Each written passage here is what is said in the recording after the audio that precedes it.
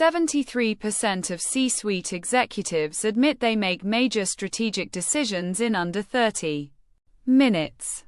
Yet those same leaders oversee billions in capital and thousands of careers. The gap between decision speed and decision quality isn't a problem. It's the entire game. You've built something. You've climbed. And now you're expected to decide without perfect information? Without time. And with consequences that ripple through your entire organization? Every quarter, the board expects better results. Every month, your team expects clarity. Every week, the market demands adaptation. And the pressure compounds because you can't show hesitation. You can't say you're unsure. The moment you hesitate, momentum dies. Capital moves elsewhere. Your best people start updating their LinkedIn profiles. What makes it worse is that traditional leadership frameworks don't prepare you for this. They teach you to gather more data, to build consensus, to align stakeholders. But the reality of C-suite decision-making is different. The executives who scale fastest aren't the ones who know more. They're the ones who decide better with less. In the next 8 minutes, we're going to decode exactly how top CEOs think and decide. Not theory, not leadership cliches. The actual mental frameworks that separate the executives who compound value from those who manage decline. We'll show you the 3 non-negotiable elements of boardroom-level decisions. We'll walk through real case studies from Singapore to Silicon Valley. And we'll give you a practical playbook you can deploy this week. This framework has informed decisions across sectors worth over $20 billion in capital allocation. By the end, you'll understand why some leaders seem to make the hard call effortlessly while others spiral in analysis paralysis. First framework: the signal-to-noise ratio. This is how elite decision-makers filter reality. McKinsey's 2026 research on executive decision velocity found that leaders at the top quartile of company performance spend 40% less time gathering information than their peers, yet make 23% fewer strategic errors. How? They've engineered their decision environments to eliminate noise before it reaches the boardroom. Think about Satya Nadella's pivot of Microsoft toward AI and cloud. When he took over in 2014, Microsoft was drowning in products and initiatives. Product teams were fragmented. Signals were everywhere. But so was noise. Nadella didn't add more meetings. He changed what information could reach the executive table. He ruthlessly killed product lines. He consolidated platforms. He created what amounts to a signal filtering mechanism. Every decision after that moved faster because the input was cleaner. Here's the application. Audit your decision inputs this week. What information actually informs your major decisions? What's theater? What's someone else's priority masquerading as yours? Start eliminating the noise. Not information gathering. Noise elimination. Remove 2 recurring meetings. Cut 1 reporting stream. Kill 1 metric you're tracking that doesn't predict outcomes. Your decision speed will improve immediately because your signal has become crystalline. The second element is conviction architecture. This is the discipline of building sufficient intellectual confidence to decide and move. According to Gartner's 2025 C-Suite Decision Study, 68% of executives who achieved their transformation targets demonstrated what researchers called conviction asymmetry. They held strong positions based on incomplete data, but they built them on a foundation of principle rather than perfection. This matters because waiting for certainty in complex environments is a losing strategy. Certainty doesn't arrive. Conviction does. Look at Kendra Brogan at Shopify during the post-pandemic reset. The data was contradictory. Hiring forecasts were uncertain. Market signals were mixed. Yet Brogan and the leadership team made a decisive call to restructure headcount. They didn't have perfect data. They had principle. The principle was sustainable unit economics and customer value trumps headcount preservation. They built conviction around that principle. The decision landed.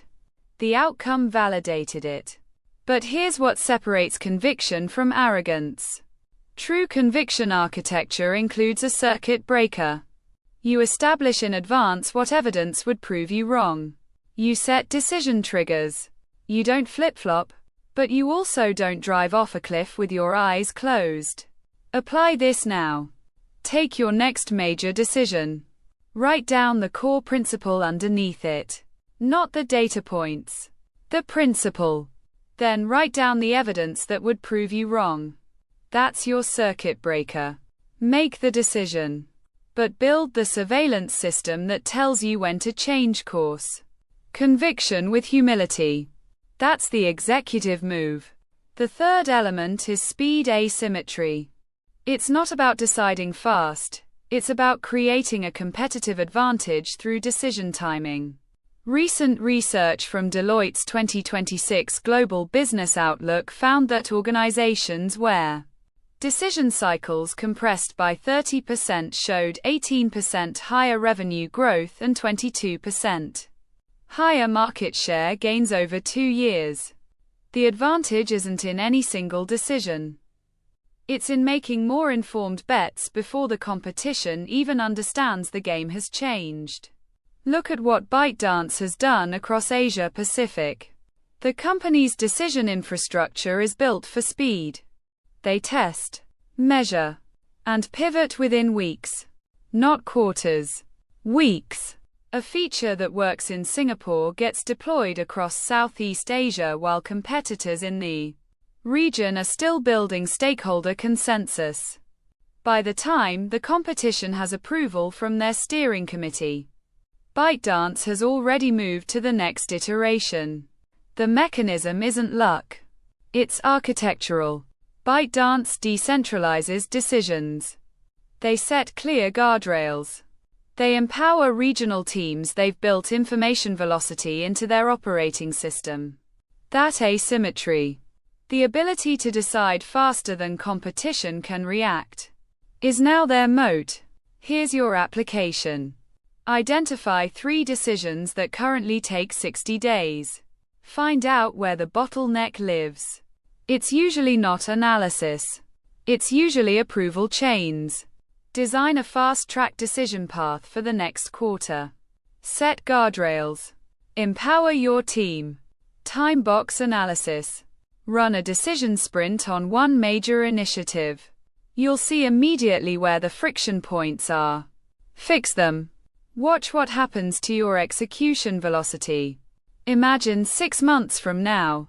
Your executive team has become faster, sharper, more confident.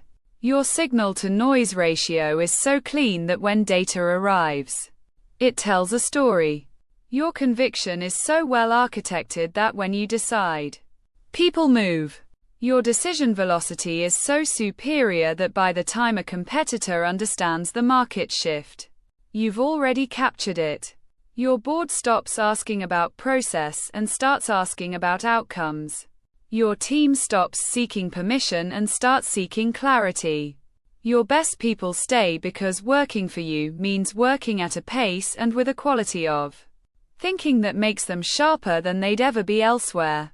The stress doesn't disappear, but the texture of it changes. You're not anxious about whether you're deciding right. You're focused on where you're deciding next. That's the difference between managing leadership and leading. If you're serious about scaling your decision-making, there's one more framework most executives never encounter. It's called the optionality principle. And it's how elite leaders keep themselves from being trapped by their own decisions. We're breaking it down completely in next week's video. If this framework landed with you, subscribe to Apex Minds D4J and hit the notification bell. Share this with someone in your executive circle who's wrestling with decision velocity. Drop a comment. Tell us what decision you're taking to the speed protocol this week. We read every single one. Thank you so much for watching this video. If these insights resonated with you, please subscribe to Apex Minds D4J and hit the notification bell so you never miss our weekly content. Share this video with a colleague who needs to hear it. We will see you in the next one. Keep pushing forward. Thanks for listening. If you found this valuable, please subscribe to Apex Minds D4J for more powerful insights. See you in the next one.